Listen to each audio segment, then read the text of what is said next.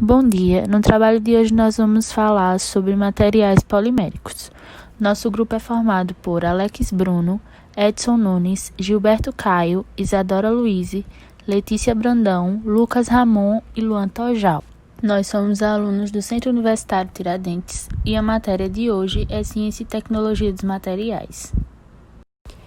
Sendo assim, no trabalho de hoje a gente vai falar sobre a classificação, a aplicação e o processamento dos materiais poliméricos.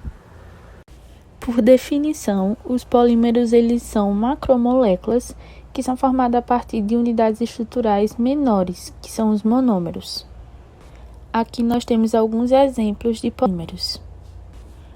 Os polímeros como madeira, borracha, algodão, lã, couro e seda são aqueles derivados de plantas e animais. Esses são os polímeros que ocorrem naturalmente e têm sido usados há muitos séculos. Outros polímeros naturais, como proteínas, enzimas, amidos e celulose, são importantes também em processos biológicos e fisiológicos, tanto nas plantas como nos animais. As modernas ferramentas de pesquisa científica tornaram possível a determinação das estruturas moleculares desse grupo de materiais, como também o desenvolvimento de inúmeros polímeros que são sintetizados a partir de moléculas orgânicas pequenas. Muitos plásticos, borrachas e materiais fibrosos são polímeros sintéticos. Os materiais sintéticos podem ser produzidos a baixo custo e suas propriedades podem ser moldadas a valores que tornam muito deles superiores aos seus análogos naturais. Em algumas aplicações, peças metálicas e de madeiras são substituídas por plásticos, os quais têm propriedade satisfatória e podem ser produzidos a custos mais baixos. Por isso, existem várias razões pelas quais o engenheiro deve saber algo sobre as características, aplicações e o processamento dos materiais poliméricos, já que os polímeros eles são usados em uma ampla variedade de aplicações, tais como materiais de construção e no processamento de microeletrônicos. Por isso, a maioria dos engenheiros irão trabalhar com os polímeros em algum ponto da sua carreira. Sendo assim, a importância desse estudo é conhecer o material polimérico que está sendo utilizado, sua origem, saber qual o melhor polímero para cada determinada aplicação e qual o seu melhor custo-benefício. O processamento dos polímeros ele pode acontecer por extrusão, injeção e polimerização. E a partir de agora nós vamos explicar cada um deles. Bom dia, pessoal. Me chamo Gilberto e vou falar sobre processamento por extrusão, ou processo de extrusão, que consiste na passagem forçada e controlada da resina plástica fundida por meio de uma ou duas roscas sem fim. Elas possuem a função de misturar, fundir, homogeneizar, plastificar, compactar e transportar através de um cilindro aquecido até encontrar a matriz. A matriz possui um perfil determinado por onde o material é expelido e conformado. Dessa forma, quando o polímero fundido passa através da matriz, produz-se um perfil contínuo e de seção transversal constante, e em seguida é resfriada até a sua solidificação. Pode-se produzir uma variedade grande de perfis, como tubos, mangueiras, filmes, chapas, fios, cabos e assim por diante. Os tipos de processamento por extrusão mais utilizados na indústria de transformação são, como mostrados no slide, perfis de 32%. Na saída do cilindro, o material fundido encontra-se uma matriz que possui o desenho desejado, dando formato ao produto e em seguida é calibrado, resfriado e cortado e enrolado. Utilizado na fabricação, como mostrado no slide, de canudos, mangueiras e assim por diante também. O sopro, 12%, que é utilizado na produção de peças ocas, como garrafas e bombonas, como mostrado no slide. Onde um pré-forma é introduzido ao molde, injetando-se gás e formando-se em direções às paredes do molde, conferindo seu formato final. Filmes, 34%, utilizado na fabricação de produtos flexíveis e de espessuras finas, como sacolas plásticas e embalagens. Já o processo de moldagem por injeção tem como objetivo moldar uma peça plástica com formatos variados e complexos com alta tolerância dimensional, forçando ao material sob pressão dentro de uma cavidade. E vale dizer também que esse processo é muito utilizado na indústria automotiva, principalmente na fabricação de painéis automotivos, de carros e assim por diante, muito usado. Há alongamento ao processo de extrução. O material é alimentado através de um funil, onde é direcionado para o interior da máquina, que possui uma rosca sem fim, denominada de pistão. Essa tem a função de transportar, fundir, misturar, homogeneizar e plastificar o material. Ao final deste percurso, o material passa pelo bico de injeção, até encontrar-se com o molde. A pressão é mantida até que todo o molde seja preenchido e o material tenha se solidificado. Após essa etapa, o molde é aberto e a peça é ejetada. O molde se fecha e o ciclo é rapidamente repetido. E assim vai se repetindo, até formar a peça. Processo por polimerização.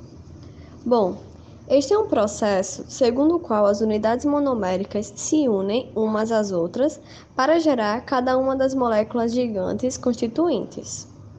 As reações segundo as quais o processo de polimerização ocorre estão agrupadas em duas classificações gerais, que é adição e condensação, de acordo com o mecanismo de reação, como será discutido. Bom, a polimerização por adição, ela possui 3 estágios distintos: a iniciação, a propagação e a terminação.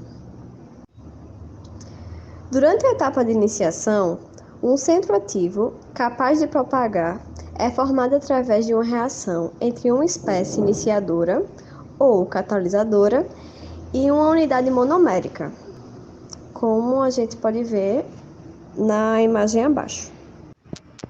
Já na propagação, é envolvido o crescimento linear da molécula à medida que unidades do monômero se fixam umas às outras em sucessão para produzir a molécula da cadeia, da qual é representada pelo polietileno, como mostra a figura abaixo, e também podemos observar que o crescimento da cadeia ele é relativamente rápido, com base na primeira imagem da fase de iniciação. Bom, a propagação ela pode terminar de diferentes maneiras. Em primeiro lugar, as extremidades relativas de duas cadeias que se propagam podem reagir em si ou se ligar para formar uma molécula não reativa, como mostra a figura abaixo. A fase de terminação ela é caracterizada por uma extremidade de cadeia ativa que pode reagir com o iniciador ou uma outra espécie química. Com isso, gerando uma única ligação ativa, como mostra na figura abaixo do polietileno na fase de terminação. E para finalizar, a polimerização por adição ela é muito usada na síntese do polietileno, do polipropileno, do cloreto de polivinila e do poliestireno.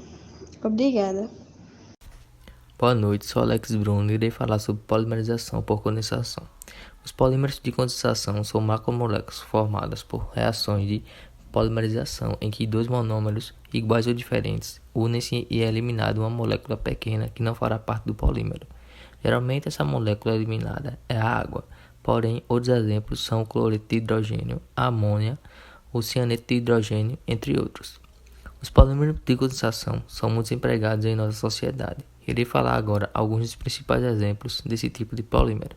São eles: poliéster, formado pela reação entre ácidos carboxílicos e alcoóis com a eliminação de água. A principal aplicação desse polímero é na fabricação de garrafas plásticas para refrigerantes. O nylon é uma poliamida, ou seja, é formado por polimerização entre diácidos carboxílicos e uma diamina. A principal aplicação de nylon é em meias, mas também é usada em confecções, fibras textis, fabricação de tapetes, entre outros. Kevlar Essa é um polímero muito resistente usado em coletes à prova de balas, chassis de carro de corrida, bicicletas, aviões e roupas de pilotos de Fórmula 1. Logo após está a representação de reação intermolecular entre etilênio, glicol e ácido adípico. Bom dia, pessoal. Aqui eu separei alguns materiais e suas principais aplicações. São eles: o policloreto de vinila, o poliestireno expandido, o polietileno de ultra alto peso molecular e o polimetacrilato de metila. O policloreto de vinila, conhecido como PVC, é um material plástico que possui grande importância devido à sua grande versatilidade, ou seja, com a adição de aditivos como plastificante, lubrificante, estabilizante, entre outros aditivos, é possível obter propriedades muito diferentes para diversas aplicações. O PVC é utilizado em embalagem de alimentos, cosméticos, medicamentos e em mangueiras. Na construção civil, é utilizado em tubos e conexões, em conduítes, em recobrimento de fios e cabos, em revestimento de pisos e em esquadrias e janelas, dentre outras aplicações. O poliestireno expandido consiste na incorporação de um agente de expansão ao poliestireno, o qual, mediante o aquecimento, decompõe-se com a liberação de um gás. Bolhas de gás são geradas em toda a massa fluida e permanecem no sólido após o resfriamento e originando uma estrutura semelhante à de uma esponja, o que torna o material uma espuma com excelentes propriedades acústicas e térmicas e, dependendo da espessura e densidade, boa resistência mecânica. Uma aplicação na engenharia civil é a substituição das lajotas, que é um material cerâmico, por isopor nas lajes treliçadas. Isso faz com que a carga da estrutura diminua, além de diminuir a quantidade de entulho e ser um material 100% reciclável. Essa troca não oferece perigo nenhum com relação à segurança, pois o isopor não tem função estrutural, servindo apenas como preenchimento para a aplicação do concreto. O polietileno de ultra alto peso molecular é um polietileno linear com peso molecular extremamente elevado. Ele apresenta algumas características extraordinárias como resistência elevada ao impacto, resistência excepcional ao desgaste e abrasão, isolante elétrico e absorção de energia. Essa combinação de propriedades leva a numerosas e diversas aplicações para esse material, que inclui coletes à prova de balas, capacetes militares e superfície de pista de boliche. O polimetacrilato de metila, conhecido como acrílico, é um tipo de material plástico com alta transparência, alta resistência ao impacto, alta resistência ao intempéries, alto brilho, é duro e rígido. É utilizado em aplicações como telhas transparentes, lanternas de automóveis, luzes de estacionamento, lentes de óculos, lentes de contato, dentaduras, peças decorativas, entre outras. Bom dia, meu nome é Luan e, como apresentado no trabalho, a classificação, aplicação e o processo dos materiais poliméricos, foi observado sua grande importância tanto nas indústrias têxtil, automobilística, de tintas, entre outras. Dentro delas também tem a engenharia civil, onde ela é muito essencial para a formação de materiais aplicados na área. Alguns desses materiais já foram expostos pelos meus colegas, que são em canalização, artigos sanitários, tintas e revestimentos para pavimentos, entre outras. Levando em conta tudo que os companheiros falaram e o Luan, isso nos faz abrir os olhos que o seu menor custo, seu bom processamento em ser obtido de várias formas, viabiliza muito a sua utilização na construção civil, deixando assim a obra final com uma boa qualidade, diminuindo o seu custo e com uma maior rapidez na entrega de resultados. Sendo assim, otimiza-se o seu tempo, sua qualidade e o seu preço, que são pontos fundamentais de uma obra. Muito obrigado. E assim chegamos ao fim da apresentação. Agradecemos a professora pela dedicação com a nossa turma nesse período e agradecemos também a atenção de todos os alunos. Um bom dia.